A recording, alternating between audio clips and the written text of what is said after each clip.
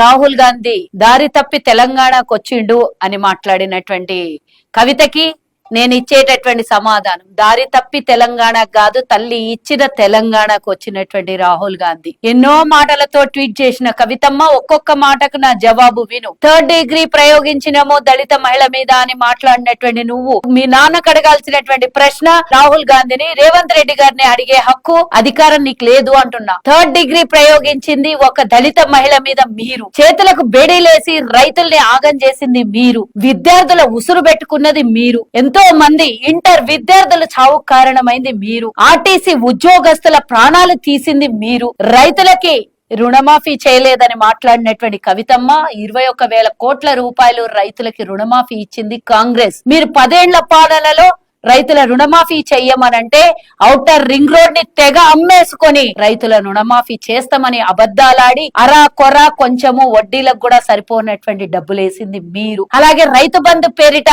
చెట్లకు, కొండలకు, కోనలకు, గుట్టలకు, హైవేలకు డబ్బులేసి ఈ రోజు దాన్ని ఆగం చేసిండ్రు అని మాట్లాడుతున్న మీరు, మీకు కావలసిన వాళ్ళు బడా బాబులు 100 ఎకరాలు 1000 ఎకరాలు ఉన్న వాళ్ళకి రైతు బంద్ వేస్తే ఈ రోజు మేము పేద రైతులకి, కూలీ రైతులకి, కౌలు రైతులకి, పేదలని ఆదుకుంటున్నటువంటి మా ప్రజాపాలన గురించి పేరు పెట్టే హక్కు నీకెక్కడదమ్మా? నువ్వు రాహుల్ గాంధీని ప్రశ్నించేంత స్థాయి నీకు లేదమ్మా. సోనియా గాంధీని రాహుల్ గాంధీ ప్రశ్నించే ముందు మీ నాన్న సోనియా గాంధీ కాళ్ళు పట్టుకున్నటువంటి రోజులు మర్చిపోకు. తడిగుడ్డ పెట్టి గొంతు కోసేటటువంటి రకం మీరు.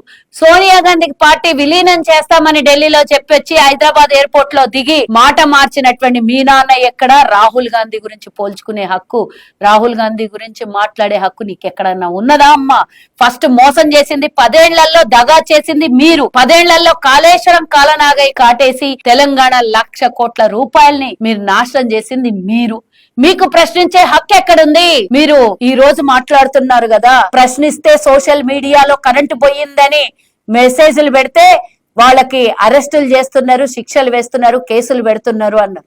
కానీ మా హయాంలో మేము వచ్చిన తర్వాత పార్క్ దగ్గర ఎవరైనా ధర్నాలు చేసుకోవచ్చు అని మేము ప్రజలకి గాని అన్ని సంఘాలకు గాని ఫ్రీడమ్ ఇచ్చినాము. నీకు కూడా గుర్తు చేసుకో. మొన్న ఈ మధ్య కాలంలో 2-3 సార్లు నువ్వు ధర్నా చౌక్ దగ్గర ధర్నా చేసినావు. అది మా ప్రభుత్వానికి చిత్తశుద్ధితో పనిచేసే పాలనలో మా నాయకులు ఉంటారని గుర్తు చేసుకో. రేవంత్ రెడ్డి గారిని ప్రశ్నించే ముందు మీ నాన్నకు ప్రశ్నించు.